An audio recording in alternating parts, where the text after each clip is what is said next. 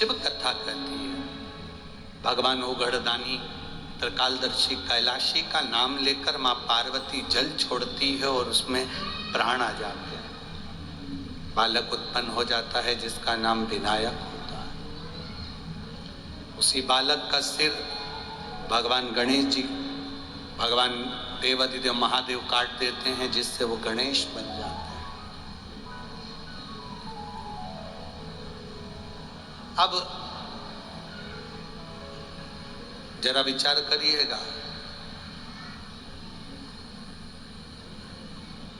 जन्म देने वाला वही है। अगर विनायक को जन्म दे रहे हैं, पुतले में प्राण दे रहे हैं, तो वही दे रहे हैं।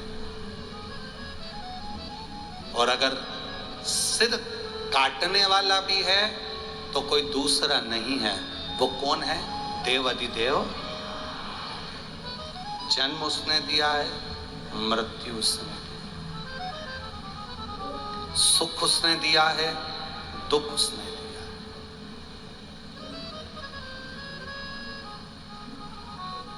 कभी तुमको अगर पेट भरकर भोजन मिले, बहुत अच्छे से आप लोग अगर पेट भरकर भोजन खा लो, और कभी कभी रोटी के साथ थोड़ा सा अचार मिल जाए, सब्जी भी नहीं मिले, खीर भी नहीं मिले, पकोड़ा भी नहीं मिले, कचौड़ी भी नहीं मिले, भजिया भी नहीं मिले, कुछ ना मिले, केवल रोटी और अचार मिल गया, तो भी देवादिदेव महादेव को धन्यवाद देना कि तेरी कृपा से आज मुझे रोटी और अचार मिला, तो आपने मेरा पेट भरा, तो यही बहुत। आपकी कृपा से मिला तो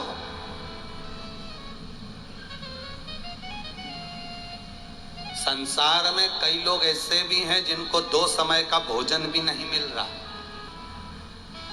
संसार में कई लोग ऐसे हैं जो एक रोटी के टुकड़े के लिए एक घोड़े पर कचरे के ढेर में से रोटी छाट कर अन्न का दाना निकाल कर खाते हैं। संसार में कई लोग ऐसे हैं, शरीर में ऐसे ऐसे रोग हो गए कि पड़े हुए हैं बिस्तर पर, और भगवान से कह रहे हैं कि मौत आ जाए तो मौत भी नहीं आती, मौत भी नहीं।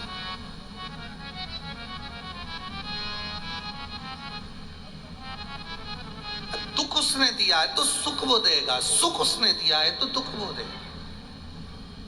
हम थोड़े से दुख को पाकर दुखी ना हो। तुम्हारे यहां पर कोई नदी है क्या? है? नदी बहती बहती बहती बहती बहती बहती धीरे धीरे आगे बढ़ती हुई दूसरी नदी में मिलती है, दूसरी नदी बहते बहते तीसरी नदी में मिलती है, तीसरी नदी बहते बहते चौथी नदी में मिलती है, चौथी नदी बहते बहते पांचवी नदी में मिलती है, पांचवी नदी बहते बहते बहते बहते सीधे समुद्र में ले जाकर पानी को छोड़ देती है। नदी में एक तरफा तट होता है कि 2 तरफा तट होते हैं? घाट 2 तरफा होते हैं कि एक तरफा होते हैं? नदी जो बहती है उसके दोनों तरफ किनारा होता है कि एक तरफ किनारा होता है? जम के तो बोलो जरा। 2 तरफ किनारा होता है। जैसे नदी के किनारे 2 हैं और नदी का किनारा 2 है, जो 2 किनारों के बीच में बहती है वो समुद्र के तट तक पहुंच जाती है। जो एक ही किनारे के अंदर रहती है वो तालाब बन जाती है और वहीं पर सूख जाती है।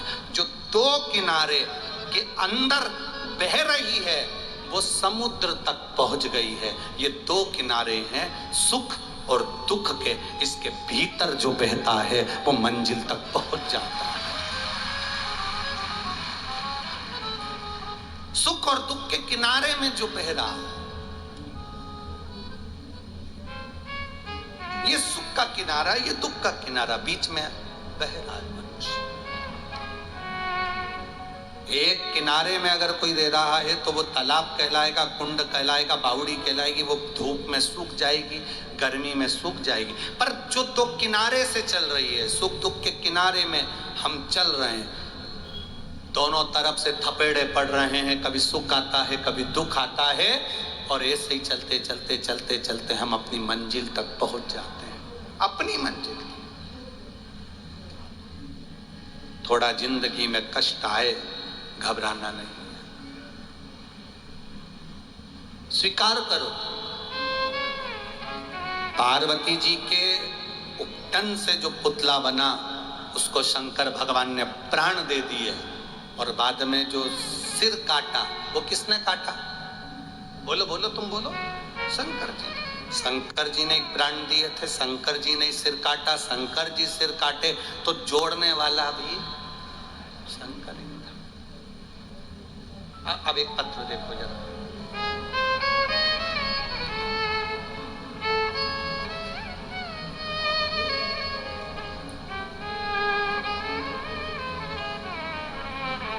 मैं नीलम सिंह, पति पुष्पराज सिंह, ग्राम जामुल, भिलाई, छत्तीसगढ़ से हूँ। कहीं बैठी हैं? अगर कहीं बैठी हो तो हाथ हिला सकती हैं। आप ही हैं? दोनों हाथ हिला दो ऐसा। एक बार वापिस हिला हाथ। मैं नीलम सिंह, पति पुष्पराज सिंह, ग्राम जामुल, भिलाई, छत्तीसगढ़ से हूँ। टीवी पर पत्र अवश्य पढ़ें, प्रयास करा करो। आस्था चैनल पर जो पत्र ये लोग देते हैं आप उसको पढ़ें, उसमें मोबाइल नंबर वगैरह भी लिखा होता है। छत्तीसगढ़ से आई हूँ, मेरा मोबाइल नंबर ये है। भोलेनाथ के चरणों में कोटि कोटि प्रणाम। बाबा का मैं क्या वर्णन करूँ, बोलने में भी असमर्थ हूँ। बाबा मेरे सब कुछ दे दिया मेरे बाबा ने। 19 दिसंबर 2022 को मेरे पुत्र को, जिसका नाम अर्नव, की तबीयत अचानक बिगड़ गई। जांच कराने के लिए, उसको दिखाने के लिए डॉक्टर द्वारा ALL ब्लड कैंसर उसको बताया गया। लड़के को जब हमारे ब्लड कैंसर बताया गया तब पुत्र की एक टीम जांच करने लगी, और बेटे को भी सुनकर उसको लगा कि मुझे ब्लड कैंसर हो गया। उसके हाथ पैर कांपने लगे, और उसको टाटा मेमोरियल दिल्ली के लिए एम्स तक हम उसको लेकर गए, भेज दिया गया। डॉक्टर ने कहा इस बीमारी, एक तो इसको ब्लड कैंसर है, ऊपर से इसको जो दूसरी बीमारी है उसमें इसका शरीर कांप रहा है और शरीर में बल नहीं है। तो इस दोनों बीमारी, कैंसर भी मिल गया और ये बीमारी भी मिल गई, तो इस बीमारी का कोई इलाज नहीं है, ये लाइलाज बीमारी है। आप इसको घर ले जाओ, जितना दिन ये जी जाए सेवा करो। इसके कैंसर भी है और बीमारी भी। हम और हमारे पति अपने बेटे को लेकर आ गए। तभी एक ऑटो वाला जो ऑटो से हमको हॉस्पिटल से बाहर निकालकर अपनी मंजिल तक ले जा रहा था, उसने कहा आप लोग वो सीहोर वाले महाराज की कथा क्यों नहीं सुनते? कैंसर के हॉस्पिटल में दिखाने आए हो, एक बार वो पानी चढ़ाने का बोलता है वो चढ़ाया करो। ऑटो वाले ने हमको उतार दिया। हम उस ऑटो वाले को हाथ देते रहे, पर वो ऑटो वाला चले गया, और हम बेटे को लेकर आए। मेरे पति रो रहे थे रास्ते भर कि बेटे को कैंसर हो गया। ये कहाँ की बीमारी हो गई? ब्लड कैंसर हो गया। मैंने भी अपने पति से कहा क्यों चिंता करते हो? ऑटो वाले ने भी यही कहा कि एक लोटा जल चढ़ाओ। मैं भी कहती हूँ वो सीहोर वाला महाराज व्यासपीठ पर बैठकर चिल्ला चिल्ला कर बोलता है कि एक लोटा जल सारी समस्या का हल है। अगर हम हमारे बेटे को बाबा के भरोसे छोड़ देंगे, विश्वास है, डॉक्टर ने तो कह दिया कि इसका इलाज नहीं है, चलो अपन अब गांव नहीं चलते हैं, सीहोर चलते हैं। हम दिल्ली से सीहोर आ गए।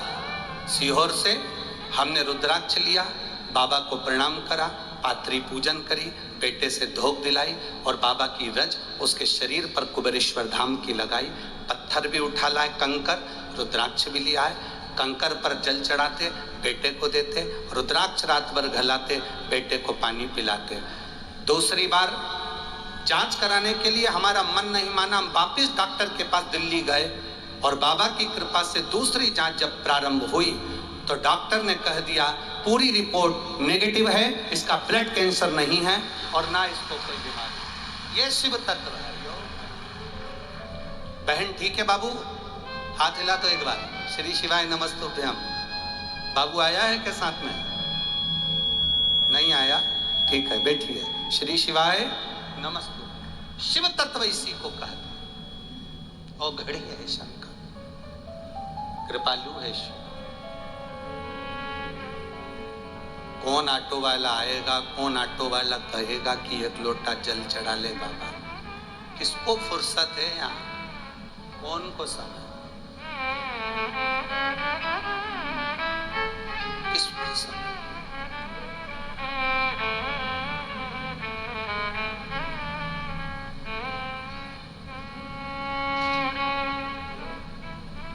मेरे बाबा दया करना, मैं तेरे भरोसे। जितने लोग बैठे हो एक बार दिल से यही बात बोला करो, मेरे बाबा दया करना, मैं तेरे ना घर के भरोसे हूँ, ना परिवार के भरोसे हूँ। मेरे बाबा दया करना, मैं तेरे भरोसे। वो विश्वास लेकर गई, दिल्ली से कुबेरेश्वर धाम पहुंच गई। विश्वास के साथ, भरोसे के साथ, दृढ़ता के साथ गई।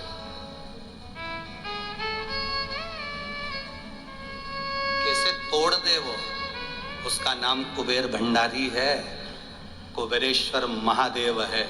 सारी दुनिया में मूर्ति की पूजन होती है, हमारा कंकर शंकर की पूजन होती है। कैसे तोड़ दे वो? कैसे भरोसा? तो वो उसने पीछे लिखा एक लाइन, जिसमें वो लिख रही है, 3 महीने बेग खाली नहीं करूंगी, तेरे दरवाजे पर वापिस आऊंगी। ये लाइन उसके जीवन का भी तो सुख हो। लोग सुन लेते हैं व्यासपीठ से कि कुबेरेश्वर धाम जाने वाला 3 महीने बेग खाली नहीं करता, वापिस बेग लेकर पहुंच जाता है। उसका भरोसा दृढ़ हो, विश्वास पक्का।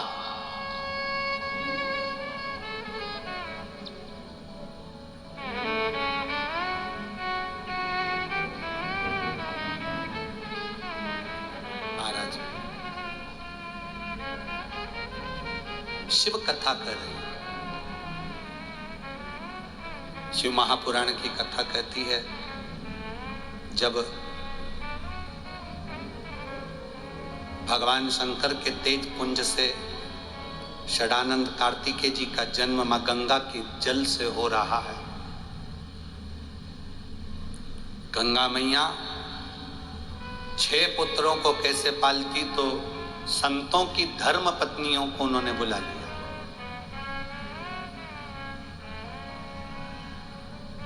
संतों की पत्नियों ने उस बच्चे को एक कर दिया। मुख 6 थे, बालक एक था, इसलिए उनका कृतिकाओं ने उस बालक को एक करा था, इसलिए उसका नाम कार्तिकेय पड़ा। एक तारकासुर नाम का सुर था, बड़ा बड़ा विकराल।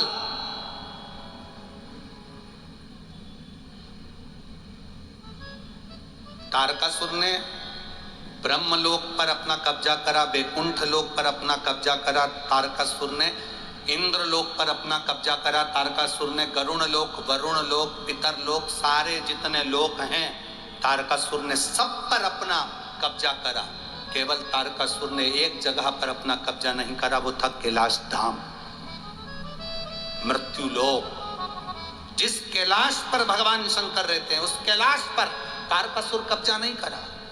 पर तारकासुर से एक गलती बड़ी विचित्र हो गई, बहुत बड़ी गलती तारकासुर से हो। वो पितर शिव महापुराण की कथा कर रही है, श्राद्ध पक्ष में तारकासुर से एक गलती बड़ी विचित्र हुई। वो गलती ये हुई कि तारकासुर जहां से आ रहा था वहीं से सम्मुख से गौ माता निकल कर जा रही थी और गाय को देखकर तारकासुर ने गदा उठाकर गाय के ऊपर प्रहार करने का, उसको हाँकने का, उसको डराने का प्रयास करा। तारकासुर को यह नहीं मालूम था कि यह गाय नहीं है, ये पृथ्वी गाय का रूप रखकर देवताओं को पुकार रही थी। क्योंकि ये दुनिया में जितनी गौ माता तुमको नजर आती है ना, ये कलयुग जो है ना, कलिकाल, कलयुग राम जी से नहीं डरता। एक बात बहुत अच्छे से ध्यान रखना, कलयुग राम जी से नहीं डरता, कलयुग कृष्ण जी से नहीं डरता। कलयुग अगर डरता है तो केवल गौ माता की सेवा करने वालों से डरता है। कलयुग अगर डरता है तो गौ माता की सेवा करने वालों से डरता है। कलयुग राम जी की कितनी भी पूजन करोगे कलयुग को कोई फर्क नहीं पड़ेगा, कृष्ण की कितनी भी पूजन करोगे कलयुग को कोई फर्क नहीं पड़ेगा। कलयुग को फर्क पड़ता है अगर गौ माता की सही से सेवा होने लगी, गौ माता बढ़ने लगी, प्रदेश में, देश में, राष्ट्र में, अगर विश्व में, पृथ्वी पर गौ माता को अगर माता का पद मिल गया, गौ माता का आदर होने लगा, गौ माता का सम्मान होने लगा, गौ माता का सत्कार होने लगा, तो फिर कलयुग को भय उत्पन्न होने लगता है। कलयुग को लगने लगता है कि अब मेरी नहीं चलेगी, अब क्योंकि गौ माता सम्मुख है।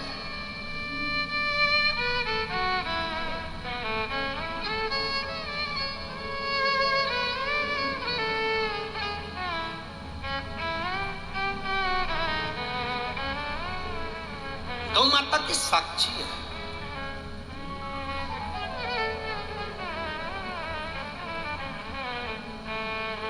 यहाँ शिवरी नारायण वाले महाराज जी बैठे हुए हैं।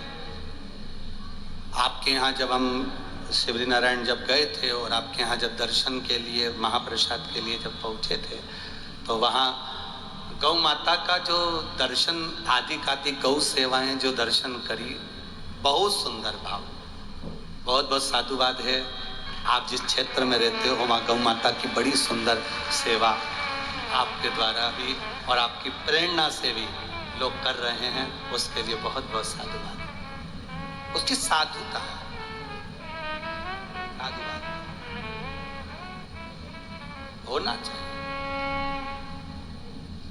अगर भगवान ने ये मनुष्य का शरीर दिया है तो गौ माता की सेवा के लिए तत्पर रहना चाहिए, तत्पर।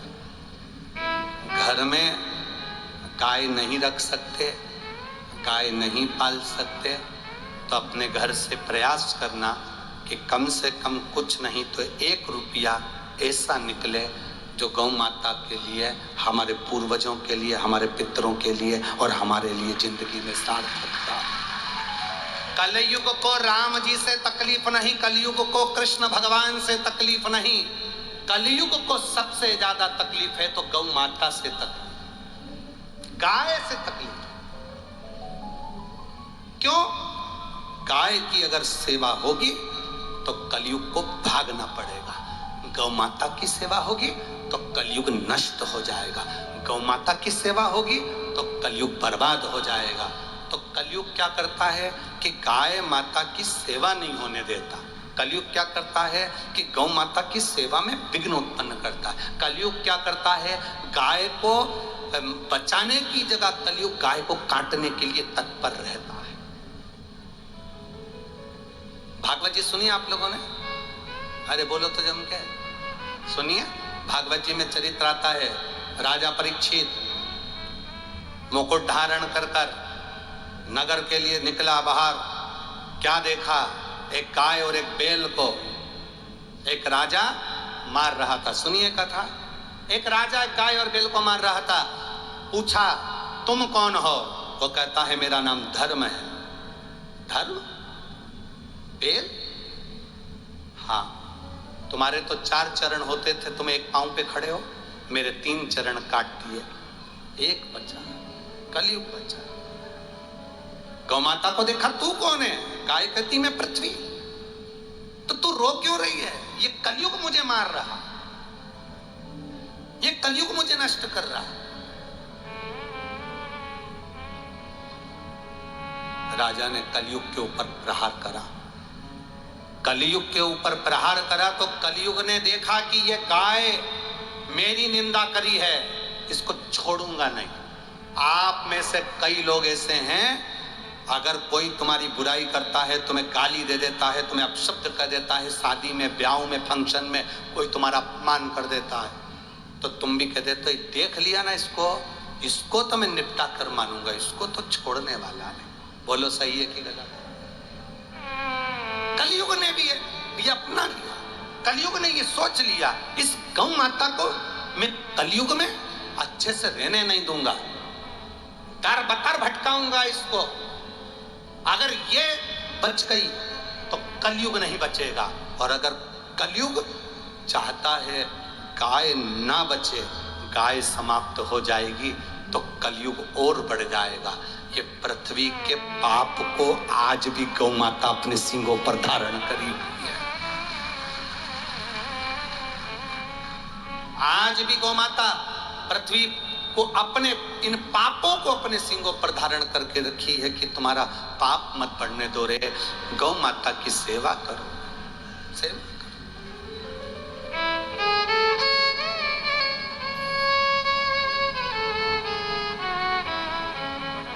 जितना बन सकता है उतना करो। अपने बच्चों को भी प्रेरणा दो, गाय के प्रति जागरूक हो।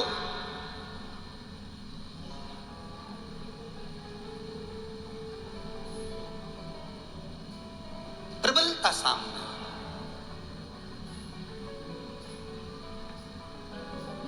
कलयुग की आंखों में गाय माता खटकती है, गौ माता खटकती है। कलयुग जिसके माथे पर पाप चढ़ा होता है, जिसके माथे पर बहुत पाप अधर्म चढ़ा होता है, उसको गाय अच्छी नहीं लगती, गाय खटकती है।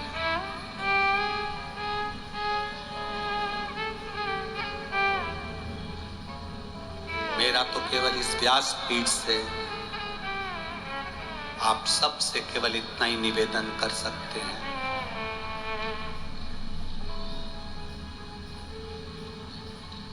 आप गौ माता को घर में पालो ना पालो, पर इतना जरूर रखना, अपने दिल में गौ माता के प्रति इज्जत जरूर रखना, सम्मान रखना, जिससे गौ माता सुरक्षित रह सके।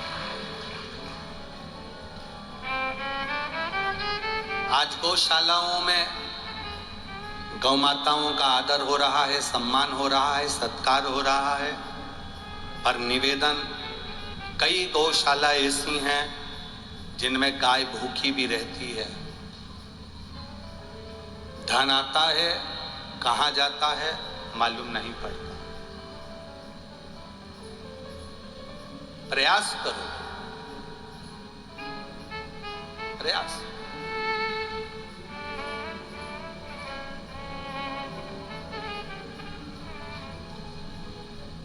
जितना बन सके अपनी जिंदगी में उतना समर्पण।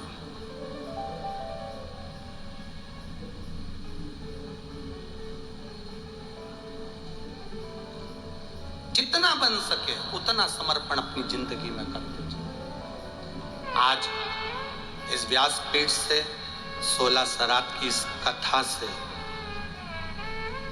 हम भी एक नियम लेते हैं। छत्तीसगढ़ की पावन धरा पर जब भी कथा करने आएंगे, आसपास की जिस जगह पर कथा हो रही होगी उसके आसपास में कहीं 4 या 5 गौशाला अगर नज़दीक में होगी, और उसमें अगर चारा पानी की कमी होगी, तो 5 गौशाला को जो भी दान कथा स्थल पर आएगा उसमें से कुछ दान वहाँ की 5 गौशाला को दे दिया जाए।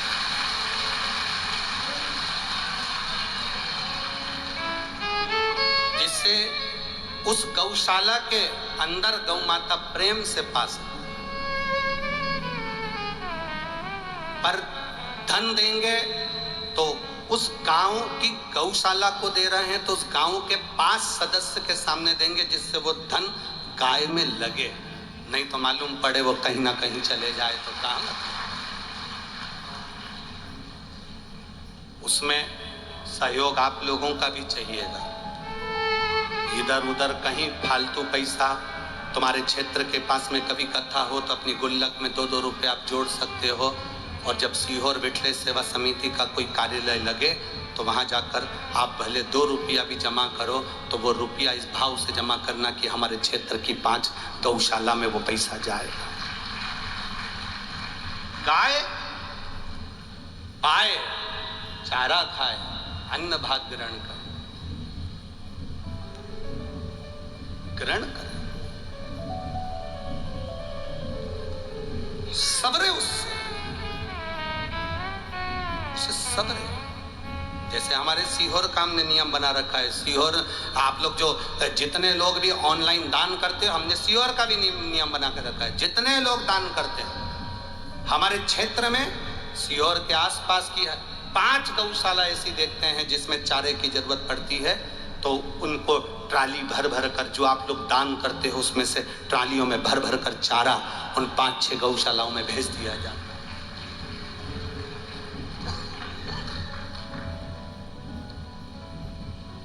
सेवा में तल्लीनता और हर चीज का दिखावा हो, ये श्रेष्ठता नहीं, दिल से भी किया जाए। और हमारे बीच में तो यहाँ श्री नारायण वाले महाराज जी बैठे हुए हैं, साईं धाम वाले महाराज जी बैठे हुए हैं। इन लोगों को हम लोग बस निवेदन करेंगे कि बाबा अगर कृपा करे और बाबा की ऐसी करुणा हो और आप लोगों के जीवन में भी अगर कहीं ऐसा पल आए और बाबा आपको इस आनंद तक पहुंचाए, तो आप भी गौ माता के लिए सही समर्पण भाव अपनी जिंदगी में धारण करते रहें और लुटा दें। ये भाव अपने भीतर होना चाहिए, ये एक आनंद अपने भीतर, ये भक्ति अपने भीतर। बोल बम का नारा है, बाबा एक सहारा है। आपके धन का सदुपयोग होना चाहिए। गलत जगह पर धन जाए ऐसी जगह बिल्कुल मत दो। जहां लगता है अच्छी जगह है वहां तो पहुंचे। महाराज, एक नचिकेता की कथा आप लोगों ने सुनी होगी। 7 साल का था नचिकेता, केवल 7 वर्ष का नचिकेता। उसके पिताजी ने यज्ञ रखा। युवराज नचिकेता 7 साल का इकलौता लड़का, पिताजी ने यज्ञ रखा, बड़ा राजसु यज्ञ रखा। और यज्ञ होने के बाद पिताजी ने दान देना प्रारंभ करा। यज्ञ के बाद दान देना जरूरी है, बहुत जरूरी है।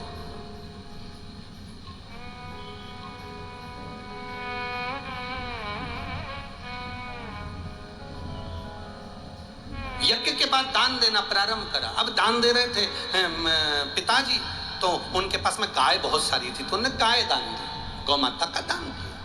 अब गौ माता का दान किया तो गाय का दान दिया, तो नचिकेता ने देखा कि मेरे पिताजी गाय दान कर रहे हैं। पिताजी के पास नचिकेता पहुंचे, पिताजी से पूछा, पिताजी आप क्या कर रहे हो? पिताजी ने कहा, बेटा अपन ने यज्ञ करा है ना, राजसु यज्ञ जो हुआ है, तो गौ माता का दान दे रहा, गाय का दान दे रहा, गाय का दान दे रहा है। हाँ।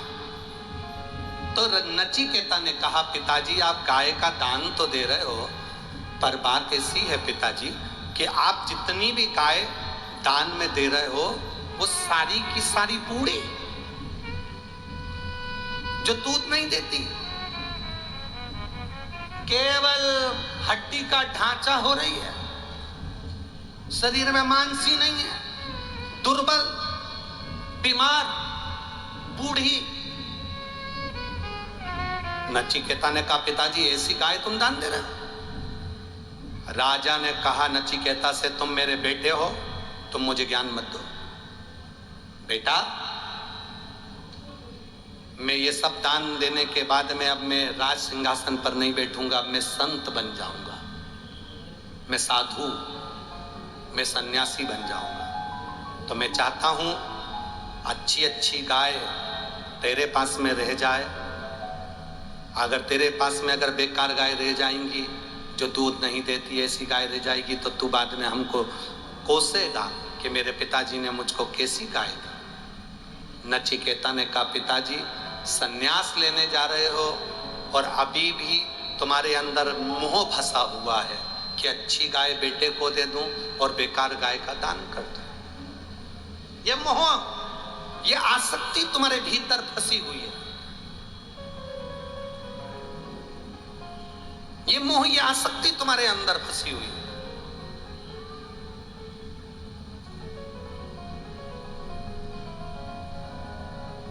पिताजी, जब तुम संन्यास ले रहे हो तो तुम्हारा बेटा भी तो तुमसे दूर हो गया, तो तुम्हें तो मोह छोड़ देना चाहिए। इतने में पिता ने अपने बेटे से कहा, तू बेटा है, बाप नहीं, मुझे अकल मत दे। बेटे ने कहा, नहीं पिताजी, तुम गलती कर रहे हो। अच्छी गाय का हमेशा दान देना चाहिए। साड़ी ऐसी दान करो जिस साड़ी को कोई पहन सके, जिस साड़ी को ना सास पहन सके, ना बहू पहन सके, ना ननन पहन सके। जो साड़ी किसी काम की नहीं होती वही पैक करके भागवत जी पे चढ़ा देते हो।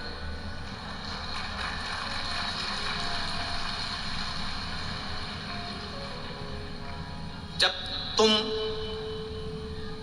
साड़ी पहन नहीं रहे हो, इतनी हल्की है, तुम्हारी बहू साड़ी नहीं पहन रही, इतनी बेकार है, तुम्हारी बेटी साड़ी नहीं पहन रही, इतनी बेकार है, तो क्या पंडित जी की पत्नी पहन लेगी?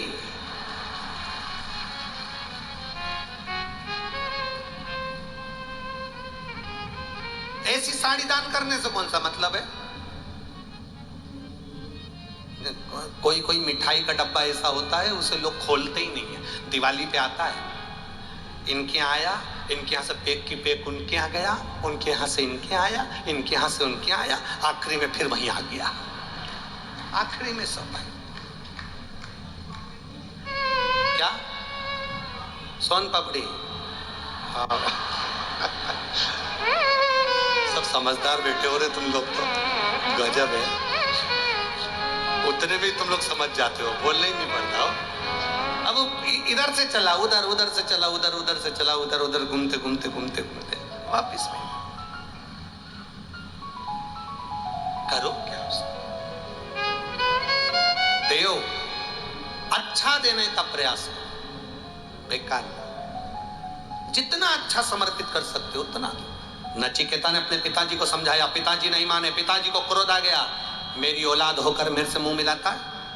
तू कह रहा है कि सन्यास होने के बाद में तू भी मेरा नहीं रहेगा, तो ला, मैं तुझे अब भी दान कर देता हूं। जैसे मैंने गाय का दान करा वैसा मैं तुझे यमराज को दान कर देता हूं, ला अब भी कर देता हूं। हाथ में पिता ने जल लिया अपने इकलौते लड़के नचिकेता को।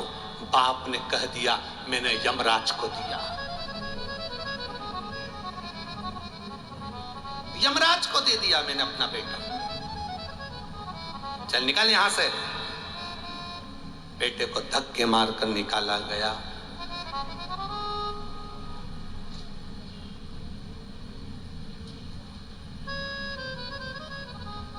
धक्के मारकर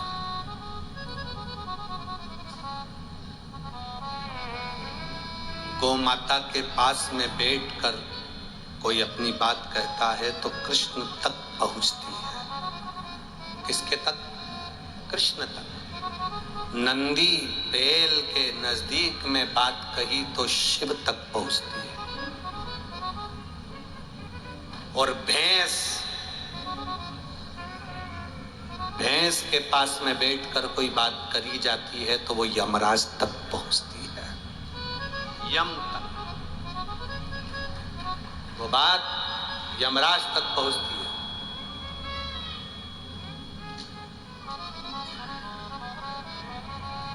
नचिकेता को भैंस के तबेले में, भैंस के पास में बांध दिया गया। यमराज आएगा, लेकर जाएगा।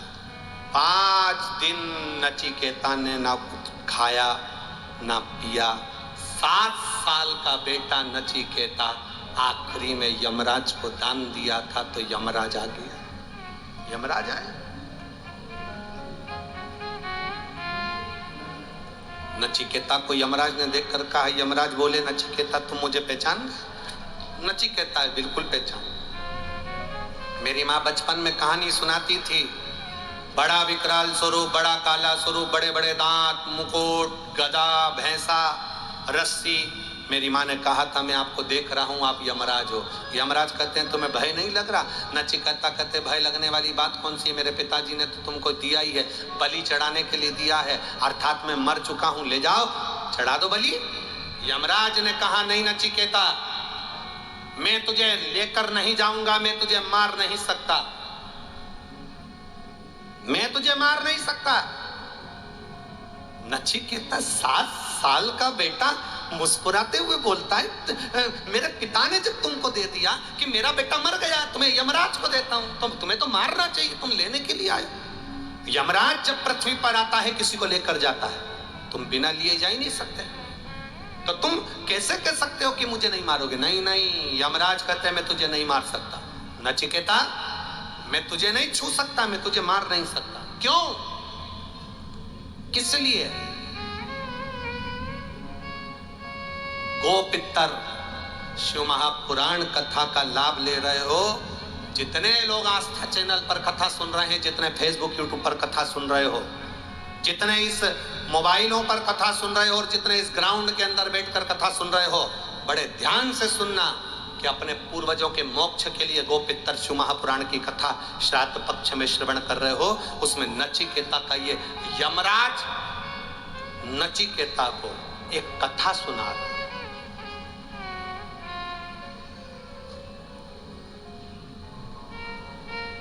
बाबा की कृपा से प्रदोष के दिन आपको ये कथा का लाभ मिले, इससे बढ़कर और क्या चाहिए? इससे बढ़कर सुख क्या चाहिए? यमराज नचिकेता को एक कथा सुना रहे।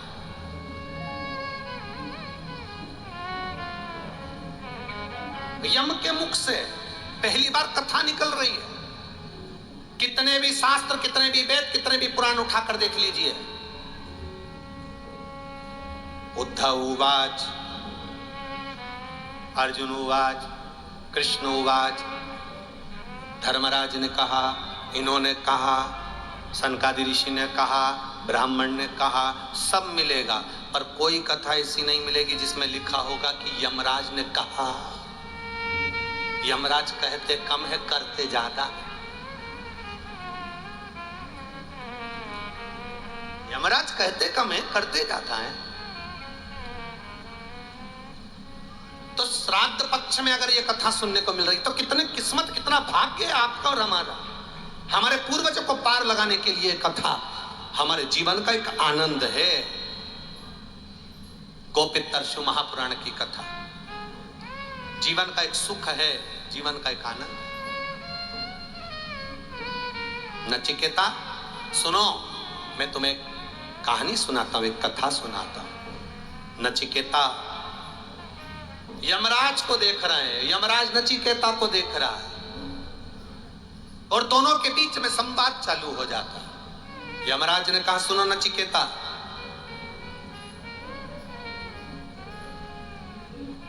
एक नगर में एक ब्राह्मण रहता था।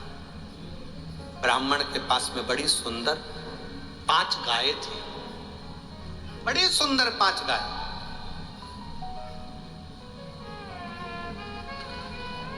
शिव महापुराण की कथा कहती है, बड़े ध्यान से सुनना।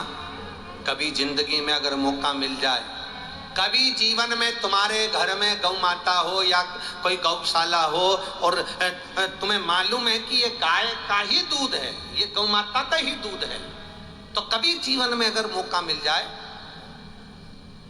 और अगर तुम्हें कोई कह दे कि तेरी किस्मत में सुख नहीं है, तेरी किस्मत में धक्के खाना लिखा है, तेरी किस्मत में दुख लिखा है, तेरी किस्मत में हमेशा धक्के खाना लिखा है, कोई कह दे तुमको, तो उसकी सुन लेना। और आखिरी में केवल बेलपत्री का ये बीच वाले भाग पर गौ माता, अगर देसी गाय अगर कहीं हो, उसका अगर दूध सुबह का समय का मिल जाए, शाम का दूध नहीं, सुबह का यदि दूध मिल जाए, इस बेलपत्री के मध्य भाग में, आप लोग आस्था चैनल पर आप इस पत्ती, बीच की पत्ती के मध्य भाग में थोड़ा सा दूध लगाकर, नीचे के भाग में भी थोड़ा सा दूध लगाकर, दोनों पत्तियों में गाय का घी लगाकर भगवान शंकर के शिवलिंग पर कभी मौका मिल जाए जिंदगी में एक बार, किसी भी सोमवार की अष्टमी के दिन शिवलिंग पर अगर लगा दिया जाए, जिंदगी में दुख तुम्हारे आसपास भी नहीं भटक सकता, सुख की अनुभूति होगी। दुख में भी सुख आएगा, किस्मत में दुख लिखा है वो तो आएगा, पर दुख में भी सुख की अनुभूति होगी। आएगा दुख, पर दुख भान नहीं होने देगा। पांवों में अगर ठोकर लगी है तो थोड़ी तो चोट लगेगी, पर जूता पहने हो तो ज्यादा लगेगी क्या?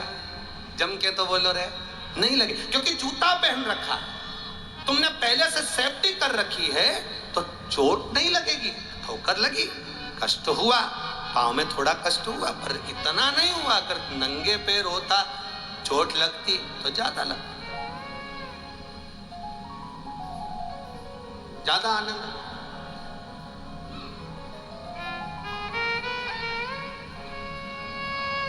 अब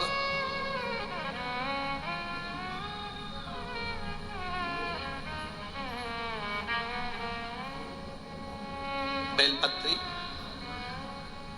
बीच वाली पत्ती पर ऊपर जम के बोलो गाय का दूध, नीचे घृत, दोनों साइड घृत, बाबा का आनंद करते हुए शंकर के शिवलिंग पर सोमवार अष्टमी के दिन कितना भी कोई लिख दे,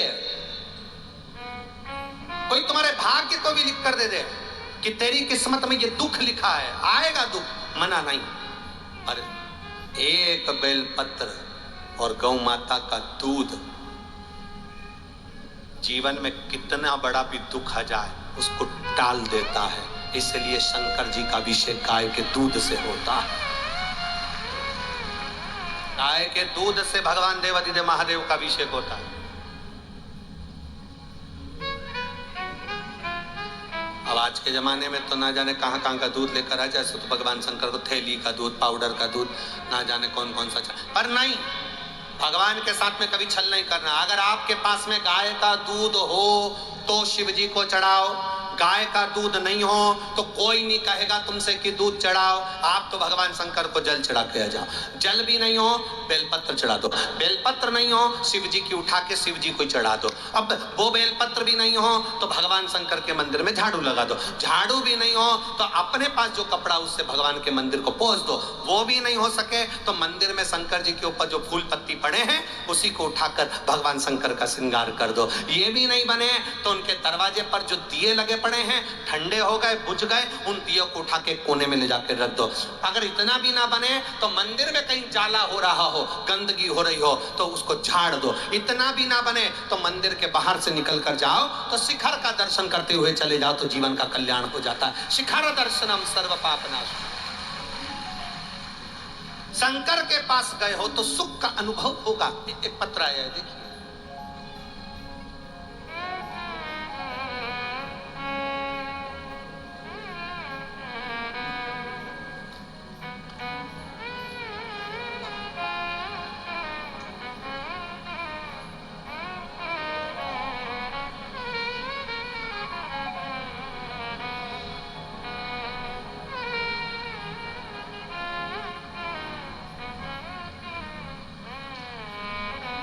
मेरा नाम ईश्वरी साहू है, पति का नाम महेंद्र साहू, बेटी यामिनी साहू, ग्राम परस्तराई, धमतरी, छत्तीसगढ़ से। कहीं बैठी हो हाथ हिला सकती है, अगर कहीं बैठी हो तो हाथ हिला सकती है। दिख कहीं क्या? हाँ ठीक है, हाथ हिला दो माता एक बार। श्री शिवाय नमस्तुभ्यं। गुरुदेव,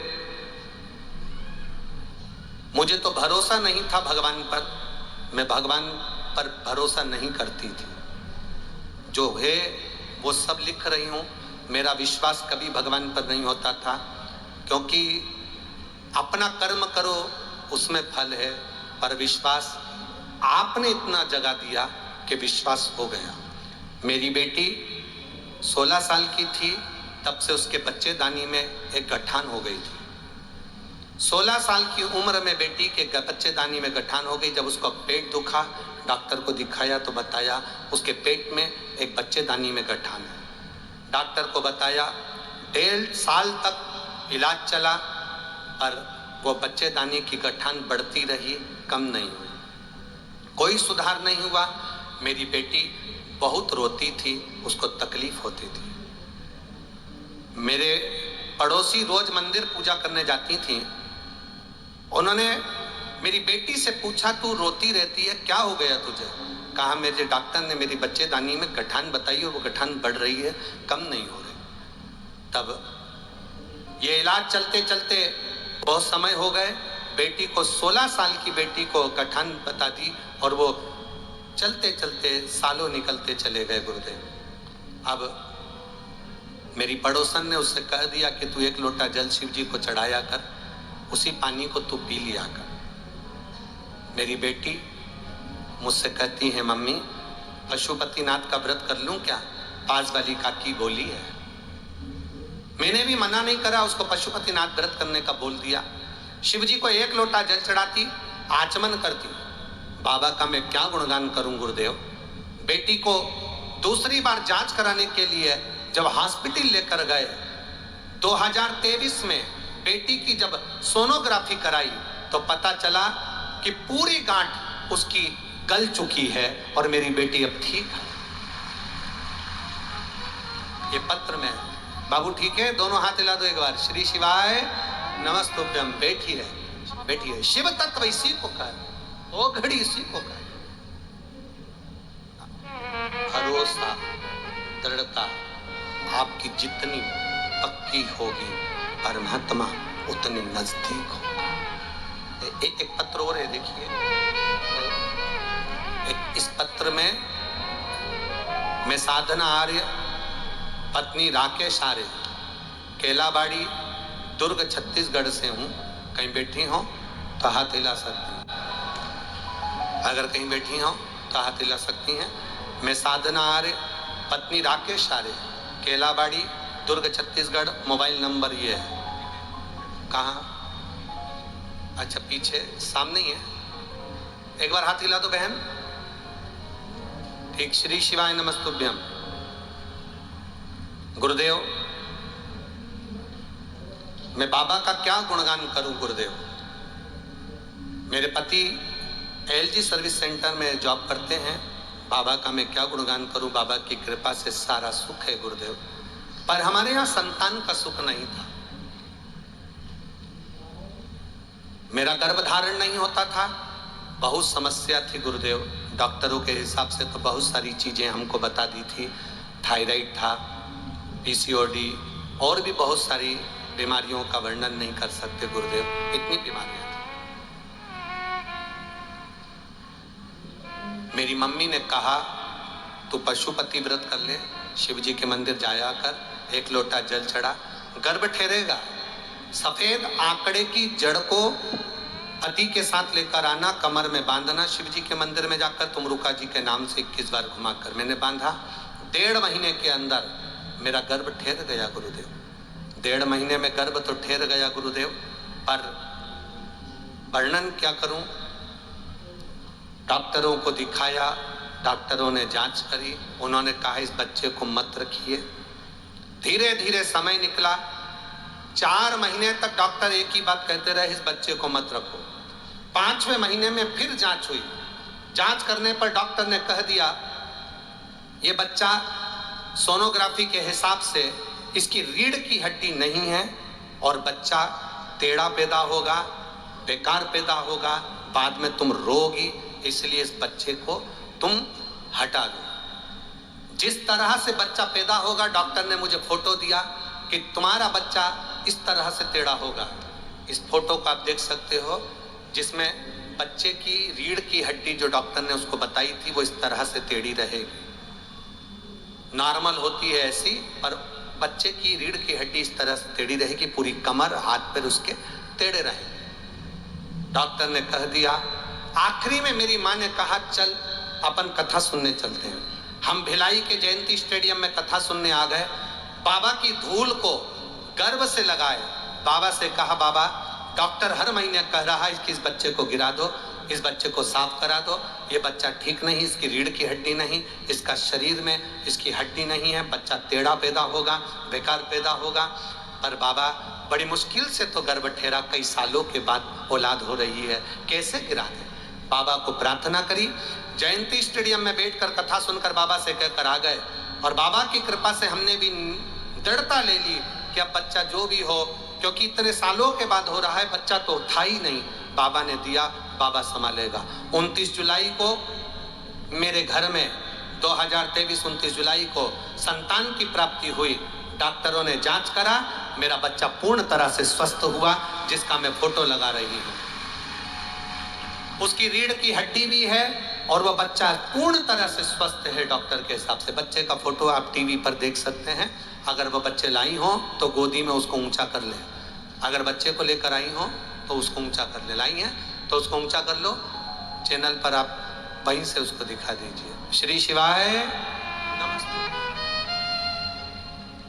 ये विश्वास, ये दृढ़ता, ये भरोसा, ये भक्ति। अब जिस डॉक्टर ने कहा था कि इसकी रीढ़ की हड्डी नहीं है,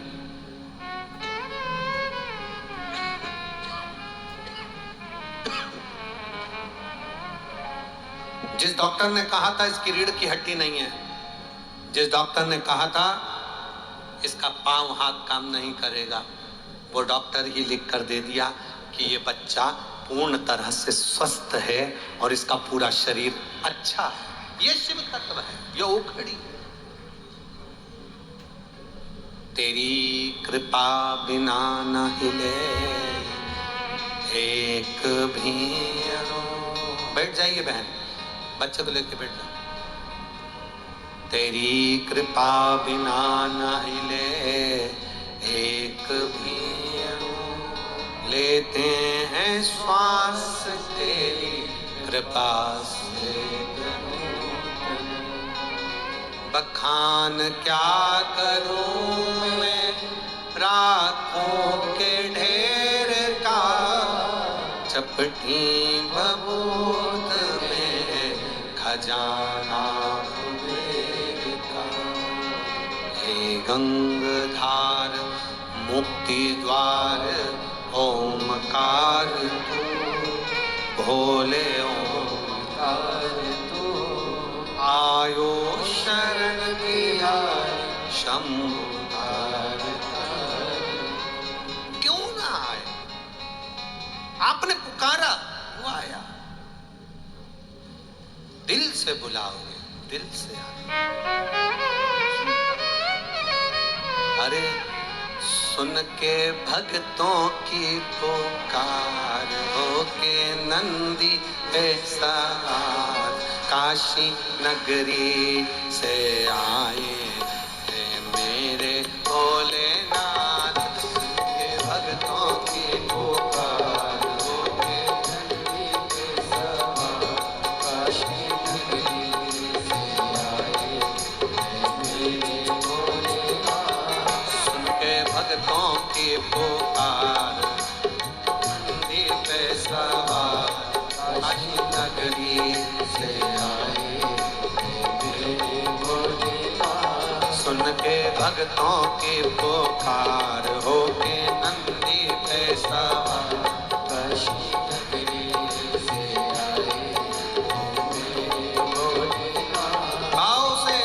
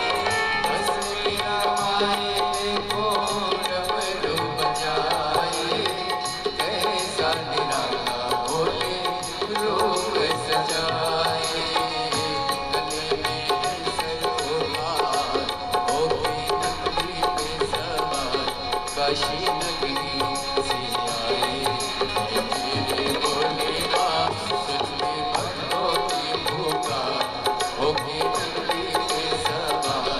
काशी नगरी से आए हैं मेरे भोलेनाथ।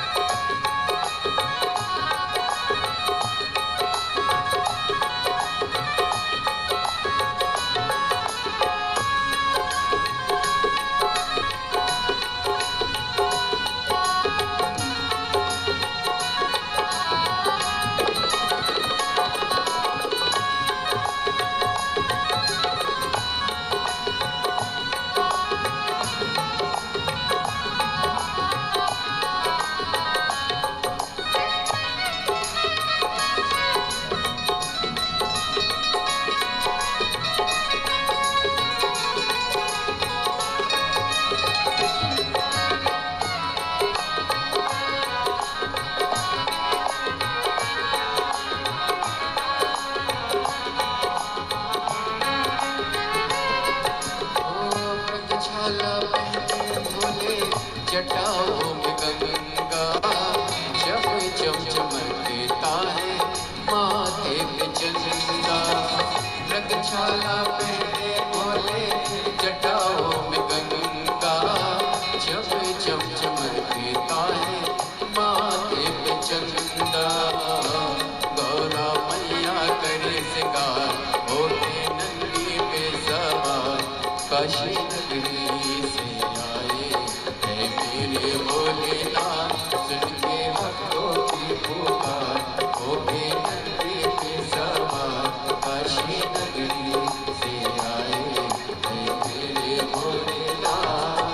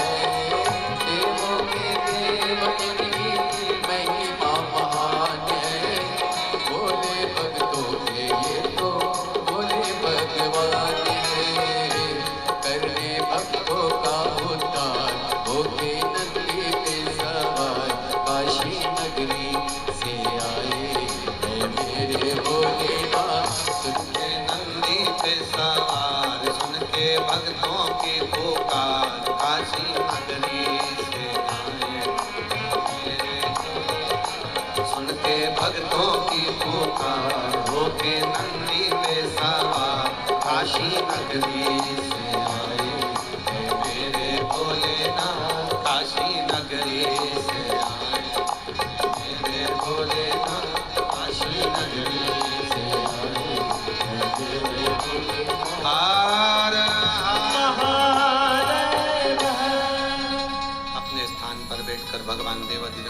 मन से, भाव से, दिल से, हृदय से बाबा देवाधिदेव महादेव से प्रार्थना करिए।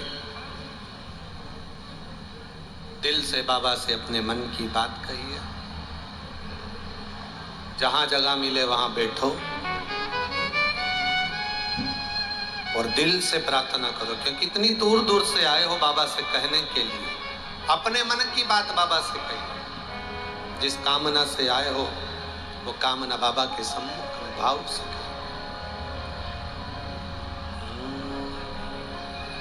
श्री शिवाय नमस्तु, श्री शिवाय नमस्तु, श्री शिवाय नमस्तु, श्री शिवाय नमस्तु, श्री शिवाय नमस्तु। भोला सब दुख काटो मारा, ओ भोला सब दुख काटो मारा। शिव शंकर जपो तेरी माला, भोले बाबा जपो तेरी माला। भोला सब दुख काटो मारा, ओ भोला सब दुख काटो मारा। वेश है मंगल मंगलकारी, वेश है मंगल मंगलकारी। शमशान वासी हमारा, शमशान वासी हमारा। ओ भोला सब दुख काटो मारा, ओ भोला सब दुख काटो। शिव कथा कहती है, यम कथा सुवर्ण रहे हैं। एक नगर में एक ब्राह्मण रहता है, उसके पास 5 गाय हैं। 5 गाय को लेकर वो आराम से अपना जीवन जी रहा था। वहीं पर उसी नगर में एक दर्जी रहता है, बहुत गरीब, साधारण, कुछ नहीं उसके पास, सहज सिंपल, बहुत। वो दर्जी जिसके पास में धन नहीं, वैभव नहीं, कपड़े सीता, जो धन मिलता उससे अपना गुजारा करता। यमराज कर रहे हैं, सुनो नचिकेता। मार्ग में चलते चलते एक राजा का सैनिक निकल कर जा रहा था, रथ को तेज दौड़ते हुए जा रहा था। रथ ले जाते ले जाते ले जाते ले जाते बीच मार्ग में गाय माता को चोट लग गई, गाय नीचे गिर गई। नचिकेता, जब गाय नीचे गिरी, गौ माता के गिरने पर नजदीक में बहुत से लोग देख रहे थे, कोई नहीं आया। तब एक दर्जी आया। वो दर्जी जिसके पास में थोड़े से कपड़े थे सिले हुए, बेचने जा रहा था, आया। दौड़ कर आकर उसने उस गौ माता के शरीर पर अपने बचे हुए कपड़ों को बांध दिया। धीरे धीरे गौ माता को लेकर अपने घर गया, जिसका एक पांव टूट गया था।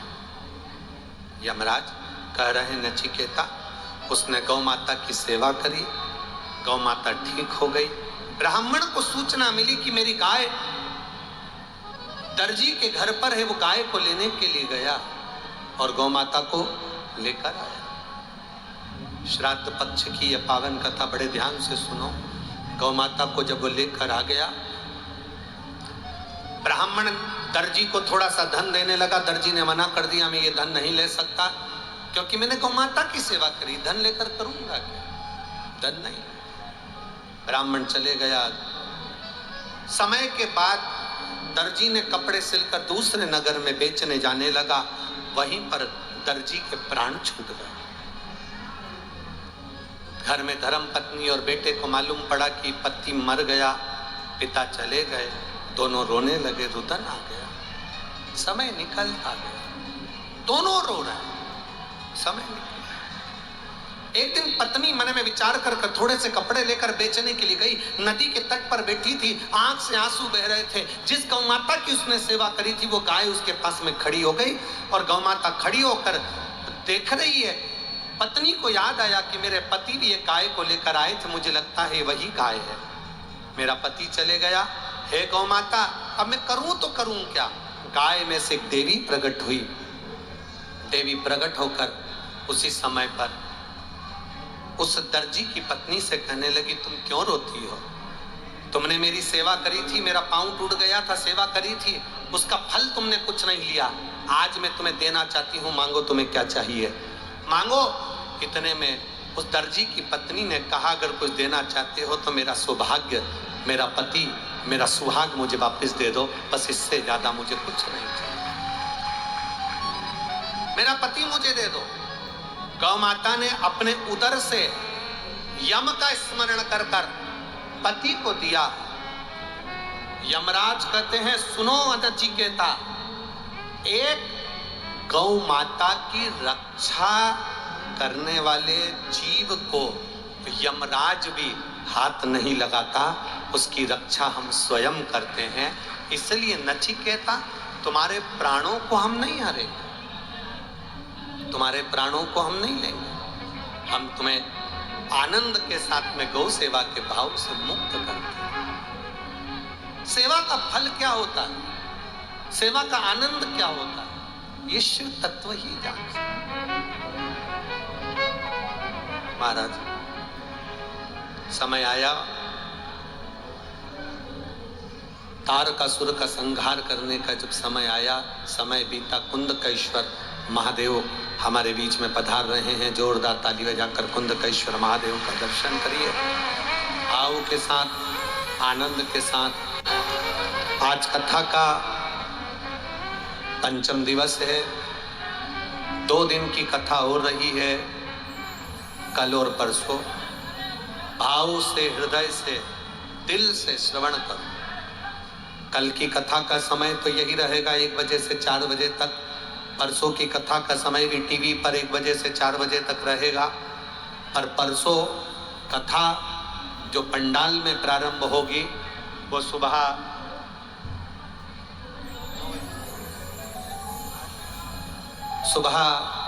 8 बजे से 11 बजे तक रहेगी। परसों के दिन की कथा सुबह 8 बजे से 11 बजे तक रहेगी और कथा टीवी पर 1 बजे से 4 बजे तक ही आएगी। जो लोग श्राद्ध पक्ष में भोजन भंडारे के लिए, गौ सेवा के लिए, नई गौशाला के निर्माण के लिए आप लोग जो सहयोग राशि दे रहे हैं, बाबा देवादिदेव महादेव आपकी झोली खुशियों से भरे। 2 अकाउंट नंबर टीवी स्क्रीन पर चल रहे हैं, एक सेंट्रल बैंक का, एक एक्सिस बैंक का। उस पर विठलेश सेवा समिति, श्री विठलेश सेवा समिति लिखा हुआ आएगा। श्री विठलेश सेवा समिति लिखा है, तब आप उसमें दान करें बड़े भाव से, आनंद से। ये 2 दिवसीय कथा और जो रही है उसको दिल से श्रवण करें। 17 तारीख से 21 तारीख तक 5 दिवसीय नागपुर में 2 बजे से 5 बजे तक शिव महापुराण की कथा रहेगी, नवरात्रि के 5 दिन।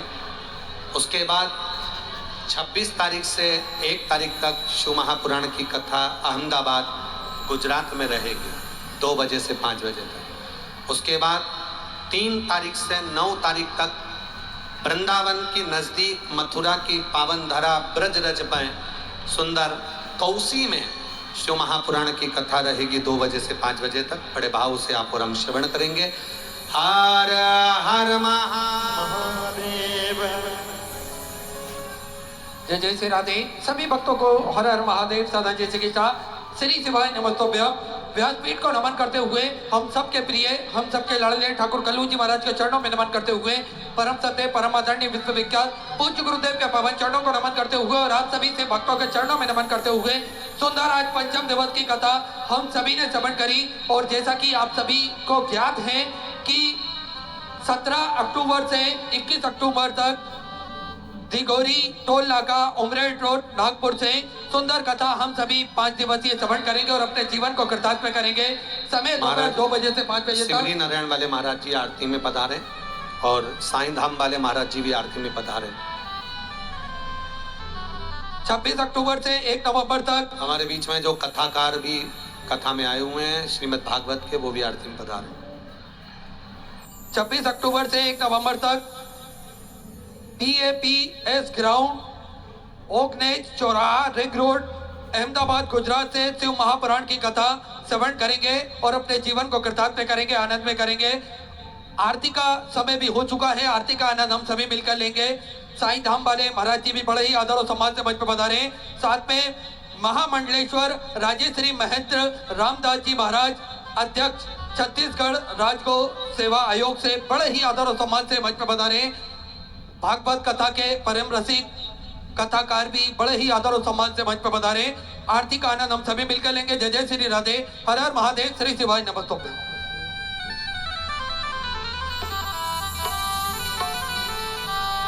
शिव ओंकारा बोले भज शिव ओंकारा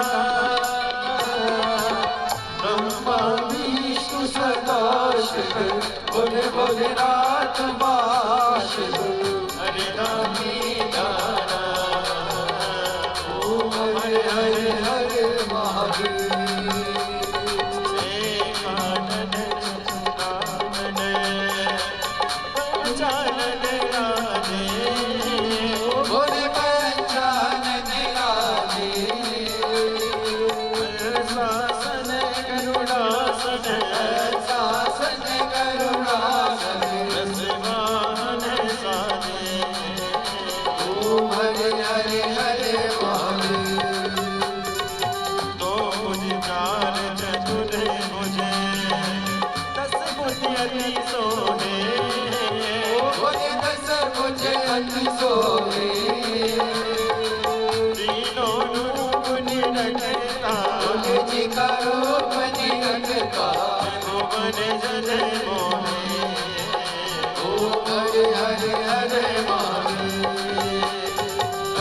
माला वनमाला मुनिमाला रानी बोले मुंडमाला रानी पुरानी कसारे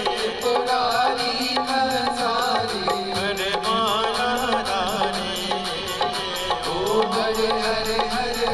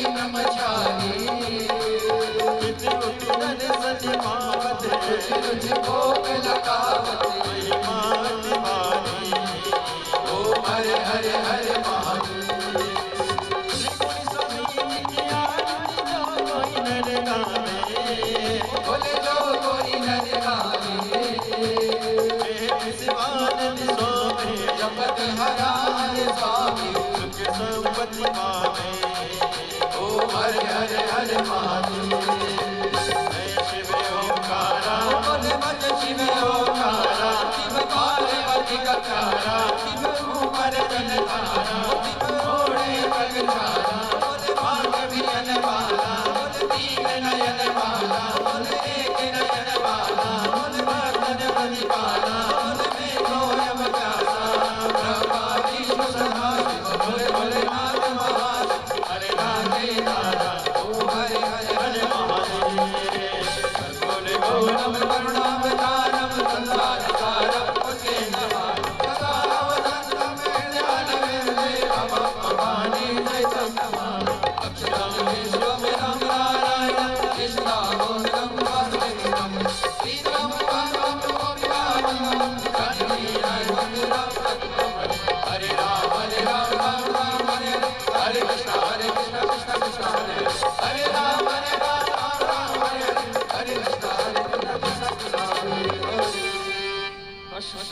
भगवान की जय।